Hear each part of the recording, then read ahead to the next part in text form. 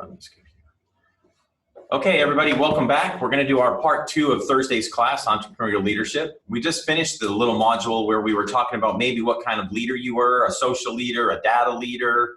And I think a lot of us like to think of ourselves as social leaders, especially in college. Lord knows I like to have meetings at the bar when I was in college. But what we're going to talk about is kind of part 2 of Entrepreneurial Leadership, what's next. And we're going to go over just a few thoughts on entrepreneurial leadership and some things that kind of I believe and others that I've been around really believe are important, and just kind of make these your parting thoughts for the day.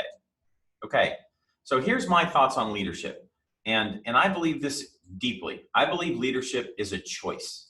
I believe you get out of bed every day and make choices. You make choices to exercise, you make choices about what you're going to eat for breakfast, you make choices about how you're going to talk to the people around you. And leadership is nothing more than that. If you want to lead, it's just making choices. It's choosing, in most cases, to put others before yourself, to figure out a way to serve others, to figure out a way to create an environment around you that people want to be part of. So if you're running around yelling at everyone all the time, typically not really somebody that people are like, I'm really drawn to that guy. Every time he walks by me, he yells at me. Yet if you're encouraging and happy and friendly and you communicate a lot and you make people feel included and warmed and loved on, those are the types of choices that you can make that will help you from a leadership perspective. Now, that doesn't mean you don't have to be tough at times as a leader or stern at times as a leader, but all of the types of things from leadership and all of the traits that you're going to have to exhibit are choices. I remember listening to a radio show. I was a lieutenant, second lieutenant in the Army. So this is a long time ago, 25 years ago. And I got in the car on my way to base that morning, was leaving my house. And I was listening to a show, and it talked about when you're in your car today driving to work, you have a choice to make. You can choose to be pissed off, angry, mad, or you can choose to be happy. If you get in your car and you're upset because something happened at your home, in the morning, your wife or your spouse or your significant other was upset with you about something, and then you got angry and now you're angry in your car, you're making a choice. You can take that anger with you into work, or you can leave that anger behind. And it's a choice. You are choosing to be angry. Nobody made you that way. You can't say, well, they made me angry. It's because of what they did. No, it's only because of you. Choices are all yours. You get to own them. And that's the wonderful thing about leadership. You get to choose whether you want to be a leader or not. You should have a deep need to make things better. I believe leaders really want to make things better, not just for themselves, but for the people around them, for their customers. How can I help my customer achieve a better result? How can I help this employee have a better experience, make more money, accomplish their goals? You have this deep need to try to help others and to make things better all the way around you. You got to think about it and practice it. Leadership is not something that just comes naturally. Yes, some people have more natural gifts for leadership. Maybe they communicate well. Maybe they motivate just as part of their natural being. Maybe they're just great athletes and people are drawn to that on the athletic team, which makes them the captain because of that. But you can think about and practice leadership. You can think about what are ways that I can set goals and objectives for people. How can I work on communicating better with people? What are the types of things I can do that I'm not good at, that I need to practice, that will make me better? I mean, some things for me, I could fly off the handle pretty easily. I mean, I could lose it with an employee. Didn't take a whole lot of push before I was upset sometimes. And I've had to think about and practice, hey, that type of response does not get you the results that you are always looking for. Sometimes it's much better to be encouraging and thoughtful and quiet and say, well, why did you have that problem? How come this didn't work out the way you wanted it to work out? So very much like we had talked before in the previous module about the different leadership styles, social leaders and results leaders and process leaders, those types of traits that you might need to adapt into your own leadership style are things that you need to think about and practice. Leadership is hard. It's really hard at times. Not always. Sometimes it's the most rewarding, wonderful thing in the world. But leadership is very hard at times. It's sometimes about making extremely hard choices. I mean, let's look at what is going on right now in the economy. There are a bunch of leaders who are having to say, do I lay off no employees? Do I lay off all employees? What do I do to try to create an environment where there'll actually be a business for people to come back to? Right now, being an entrepreneurial leader, I can't think of a harder time from a decision-making perspective in the last 20 years that's existed for leaders. I mean, the economy has basically been shut down, not at the control of the leader. They are just kind of getting caught up in the problem. And right now, how do I keep my team together? How do I stay motivated to come to work in a time where everybody is not going to work? We're all working out of home. How do we set up goals and objectives and help our staffs continue to try to accomplish great things? I mean, just think about what University of Houston faced. Every instructor was told, okay, we have to take our instruction online. All of you students had to all of a sudden figure out, I'm going to get taught online. That's different than learning in person. The interactions are different. The question and answer sessions are different. So leadership at University of Houston had a really some tough choices to make. They had to say, this is how we're going to go do it. And they've done an unbelievably great job of trying to make sure that tools were available for instructors and that there was places to learn on things that we might not be good at, places to practice on. Here's tools that are available to you to help you. I mean, this Zoom stuff we're doing, before this all happened, University of Houston we weren't on Zoom. Zoom wasn't something I had available to me as a tool. And they had to make some hard choices and say, we've got to go do this. We've got to make this available for our instructors so that they can deliver good instruction. So it is extremely hard. You got to make hard decisions, fast decisions.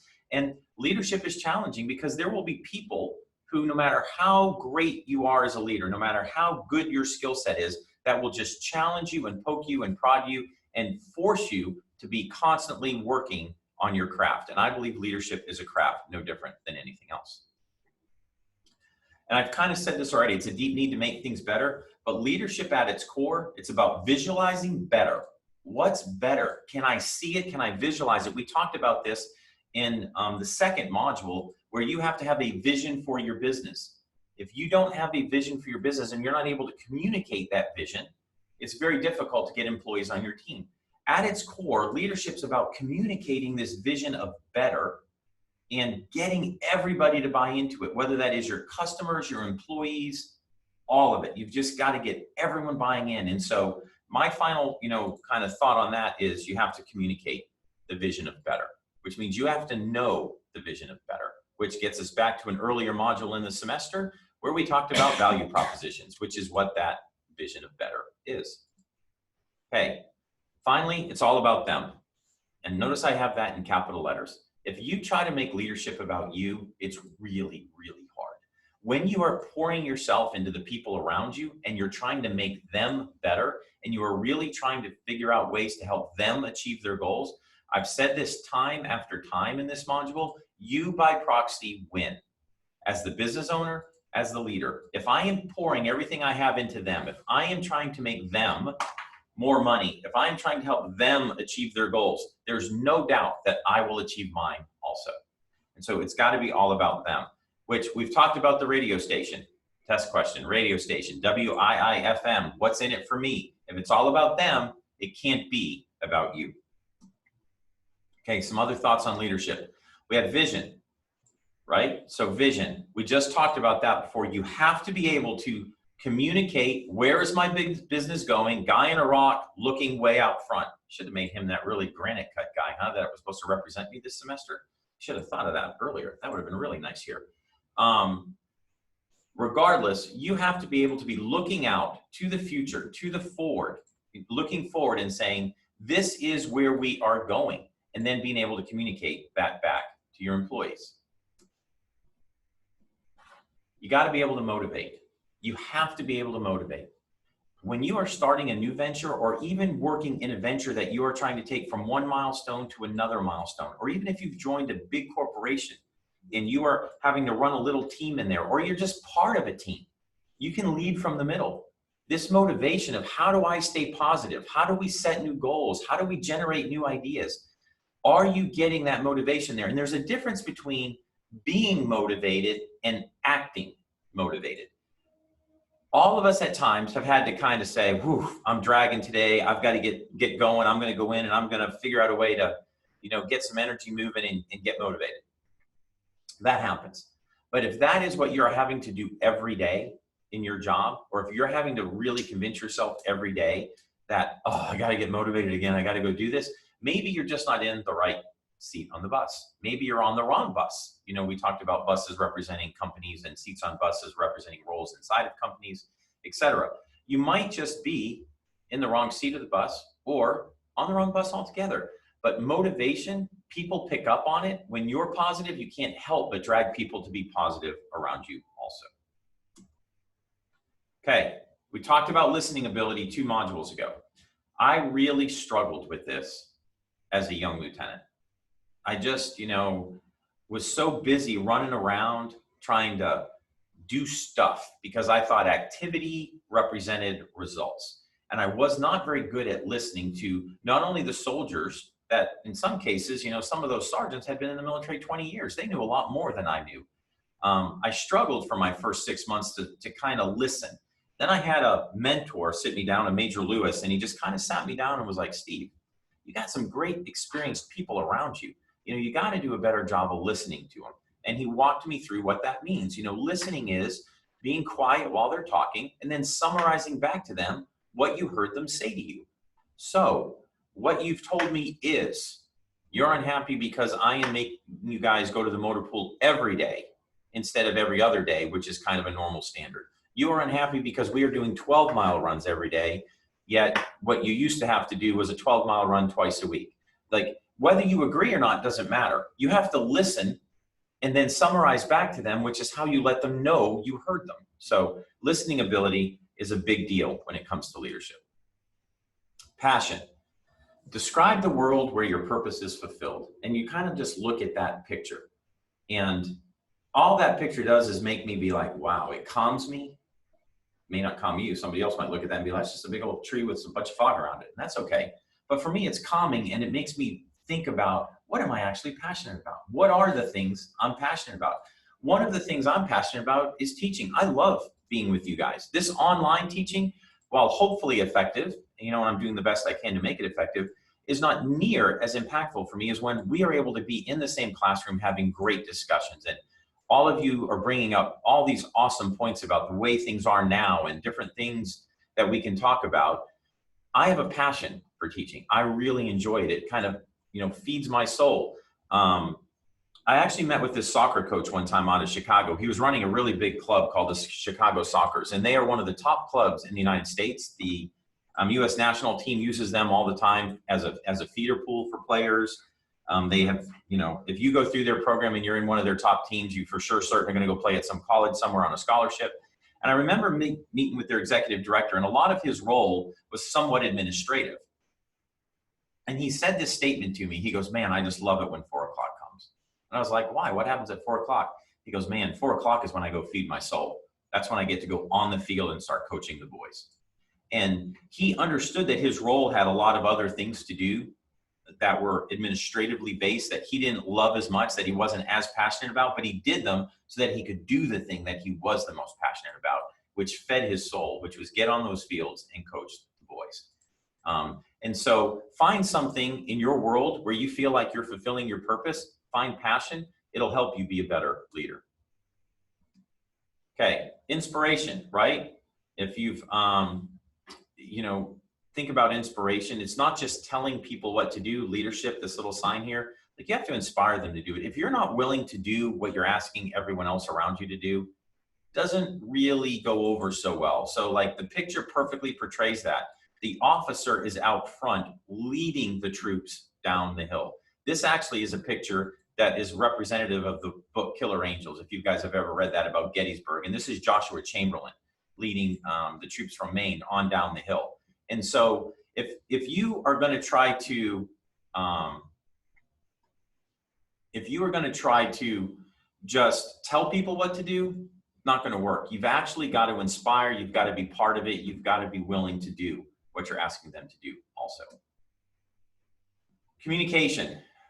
Good leadership starts with good communication. If you have a vision but you can't tell anyone about it, what good's your vision? If you have great ideas that might help transform a business but you don't know how to communicate them, what good's your vision? And communication is two things. It's not just the ability to talk, it's the ability to write. So you have to be able to work on knowing how to communicate your ideas succinctly. And I joke about knowing how to write. I mean, I went to West Point in my junior year. That was my junior year. We took English, and they gave you this written test at the end, which was your entire grade for the semester. And they had fatal flaws in this written test. If you had a comma splice, it was an automatic F. If you had a run-on sentence, it was an automatic F. 3 misspellings, automatic F. And we didn't use computers. We had to handwrite it. And I failed. I had a comma splice. Then I took it again over summer school, and I failed again. And I thought I was going to get kicked out of West Point.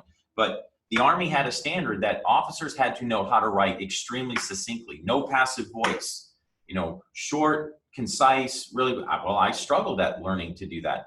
And so it's something I had to really buckle down and learn. Communication is not just the ability to speak. It's also the ability to write, which goes back to our favorite, or my favorite statement I've made all year. For you to figure out life, for you to figure out what you want to do from a business perspective, how to get and navigate the world that you're in, you've got to pick your head up and you've got to look around you and you've got to start communicating with people and things that are all around you. Okay, finally, you got to be competent. You got to be competent. You have to have technical competencies, business skills. That's what makes you competent. If you're going to start a construction company, you might need to know a little bit about construction. You don't have to know everything. You don't.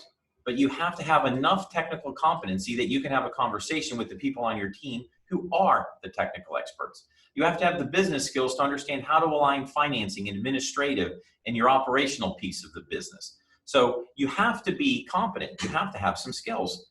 The neat part of this is almost all of this is learnable, trainable. There is very little in a leadership competency bucket that you can't just figure out by sitting down, reading books, or talking to people and asking them questions and getting smarter about what they're telling you to do. Accountability.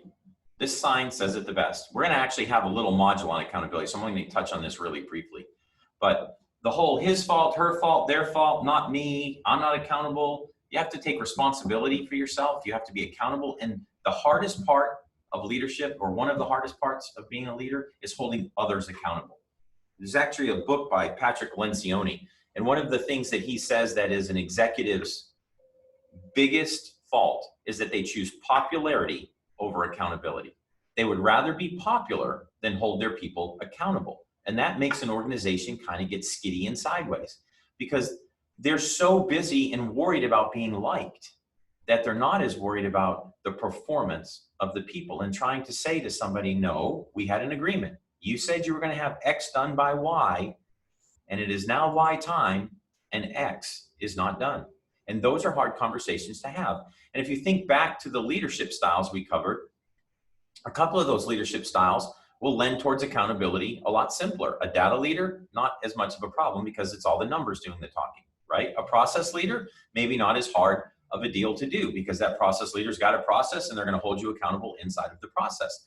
But if you're a social leader, this might be a little bit more difficult because you've got everybody all aboard. If you're trying to create an office of warm fuzzies and you don't like conflict, accountability might be a little more difficult. But accountability is a very key thing to learn to be a great leader. Okay, responsibility goes hand in hand with accountability. Responsibility is taking responsibility for what needs to be done. I mean, it's that simple. Accountability is about something that can be measured. If I can measure it, then I can be held accountable for it. Responsibility is those things that are a little less measurable, right? A little less measurable. I can be accountable for making sure dinner is on the table because that is measurable. Did I actually cook dinner and put it on the table? But I am responsible for raising my children well.